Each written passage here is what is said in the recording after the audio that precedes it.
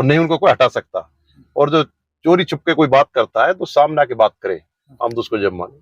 और वो दरी पे भी आके बैठ जाते हैं और फिर वहां से भाग जाते हैं। उजली हो रही है, वहां बैठ नहीं पाते। वो क्यों नहीं बैठ पाते, उन लोगों को फिर सफाई देते हैं वहां जाके, फैक्ट्री ओनर को जाके बताते हैं जी हम तो वैसे ही थोड़ी देर के लिए वहां गए हैं। ठीक, जब ये सब काम के कहता ये भी मैंने करा दिया, ये भी मैंने करा दिया, ये भी करा दिया, तो बूचड़ खानों को भी ये कहती है ये भी मैं ही लेकर आया।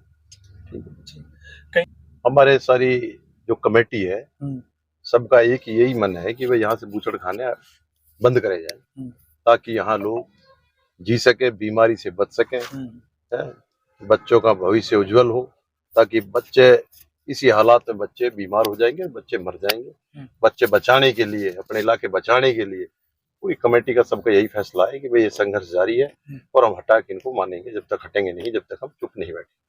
अमन अहमद जी हैं जो लगातार 2 पंचायत हुई है, उससे पहले भी अमन अहमद जी कहते हैं कि सबको एक साथ होकर चलना है, राजनीति से नहीं बल्कि एक बरादरी लेवल पर पूरी मेवात के भविष्य को देखकर सबको एक साथ चलना है, चाहे वो नेता हो चाहे कोई भी हो, विपक्ष का हो या सरकार का। लेकिन कांग्रेस के तीनों नेता आज पंचायत में नजर नहीं। देखो, मैं जो हमारे वर्तमान के विधायक है, मैं तो उनको कांग्रेस का नहीं मान सकता।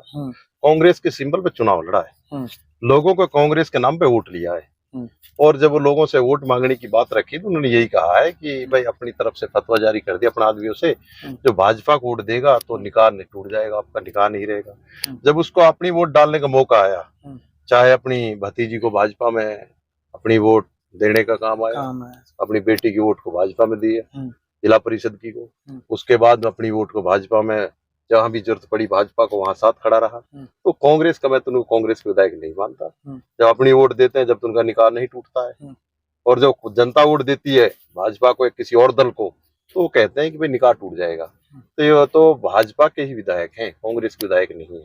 ये पंचायत तिघरा पे होने वाली थी, इससे क्या दिक्कत हो गई थी जो तिघरा से उठकर ये पंचायत फिरोजपुर खान हुई? ये कुछ हमारे राजनीतिक आदमी है, उन लोगों ने रात में पूरी रात मेहनत की है कि पंचायत को तिघरा पंचायत कहीं नहीं हो। उनका ये मन था कि तिघरा से पंचायत को यहाँ से बंद करा दे, मना करा दे, पंचायत नहीं हो रही है तो पंचायत नहीं हो पाएगी। जब तिघरे में वहां जाकर उन लोगों को उन्होंने बहकाया, और उन लोगों को बहकाने के बाद उन्होंने कहा कि भाई यहाँ पंचायत ना जुड़ी जाए, तो फिर वहां लोगों में थोड़ा आपस में, कुछ लोग पंचायत के साथ खड़े थे, कुछ लोग पंचायत का विरोध करने लगे। तो विरोध करने लगे तो ताकि कुछ हमारी जो कमेटी है, उस कमेटी ने ये फैसला लिया कि हम मेव भवन फिरोजपुर झरका में पंचायत करेंगे। और उन लोगों का ये मन था कि वो तो उनसे जुड़े हुए हैं, उन जो ये बूचड़ खाने के जो मालिक हैं उनसे वो जुड़े हुए हैं, उनसे जुड़े हुए हैं, उनका फिक्स है, मंथली लेते हैं उनसे, मंथली लेते हैं। तो जब वो अपना विरोध करेंगे तो मंथली जब ही तो मिलेगी ना, और वो हमारे साथ खड़े हो जाएंगे तो मंथली बंद हो जाएगी। तो इसलिए अपना वो काम कर रहे हैं, उनके साथ खड़े होकर वो अपना काम कर रहे हैं। अमन अहमद जी ने एक बहुत बड़ी बात कही है जिसमें जिसकी बात को सुनकर लोगों में एक जोश भरा है। अमन अहमद जी ने कहा जिन सरपंचों को डराया जा रहा है, धमकाया जा रहा है, हम सब उनके साथ हैं, वो डरे नहीं इन लोगों से। देखो, सरपंच गांव के लोग बनाते हैं, सरपंच ही चाहे गांव का जनप्रतिनिधि सरपंच को चुने, चाहे विधानसभा के सदस्य की बात हो, और चाहे देश की बड़ी पंचायत की बात हो, वही लोग उनको चुनते हैं। वो नहीं चुनते कि जो लोग उनको डरा रहे हैं, धमका रहे हैं, वो नहीं चुनते हैं। सरपंच नहीं हट सकता जब गांव उनके साथ खड़ा, इलाका उनके साथ खड़ा है, सरपंच तो सरपंच रहेगा। सरपंच को हटाने का काम तो गांव का है ना, जो गांव को वोटर हैं वो ये बनाते हैं। तो जो लोग डरा रहे धमका रहे हैं वो तुमसे माल खा रहे हैं। वो कोई भी आदमी है जो उनको डराने धमकाने की बात कर रहा है, ना ये लोग डरेंगे और ना इनको कोई धमका सकता। हम उनके साथ खड़े हैं, ठीक है। और उनकी भाषा गलत है, उनकी कोई भाषा नहीं है। तो कभी कहते हैं कि भाई जनता 2 कौड़ी के आदमी है, ये है, जनता सबसे बड़ी है।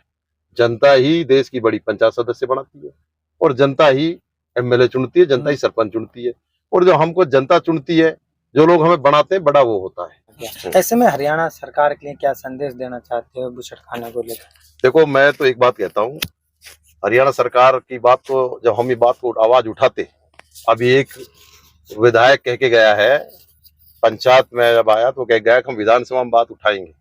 विधानसभा में बात उठानी थी 2021 में, 2022 में, जब यहाँ बूचड़ खाने यहाँ आ रहे थे, जब यहाँ लाइसेंस ले रहे थे, जब यहाँ जमीन ले रहे थे, उसी टाइम आवाज उठाते। तो मैं कहता हूँ कि भाजपा सरकार भी शायद यहाँ लाइसेंस नहीं देती जब विरोध करते। तो जब तो भाजपा, जब तो वहां मिल करके उनको बुलाते रहे, और उनके एनओसी कराने में इनकी भूमिका रही है।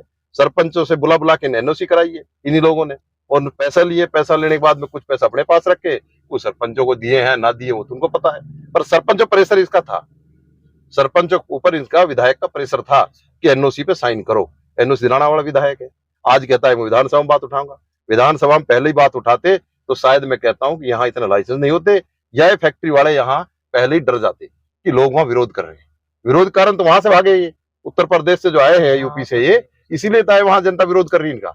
और उत्तर प्रदेश के अंदर भी ये वो तो बहुत बड़ा प्रदेश है, बहुत बड़ा प्रदेश है, उसके अंदर भी ये एक जगह पे नहीं थे। फिरोजपुर झिरका में तो एक जगह ही बसाए गए हैं, वहां भी किसी जिले में एक था, किसी जिले में दो थे, और यहाँ ही एक ही फिरोजपुर झिरका विधानसभा के अंदर कि इतना लाइसेंस हो लिए। आप बताओ, मेवात के अंदर 40 लाइसेंस, लगभग 40 लाइसेंस हो लिए, और फाइल और प्रोसेस में है जो चल रही है, और सब पे इनका विधायकों का, सब विधायकों ने कराने का काम किया है। सब ज्यादा हमारे फिरोजपुर झिरका में, नूह में भी नहीं है, पुणाना में भी नहीं है, यही क्यों है इतने, ये बताया जाए, फिरोजपुर झिरका में क्यों है इतने, तो झिरका में बुलाए गए हैं।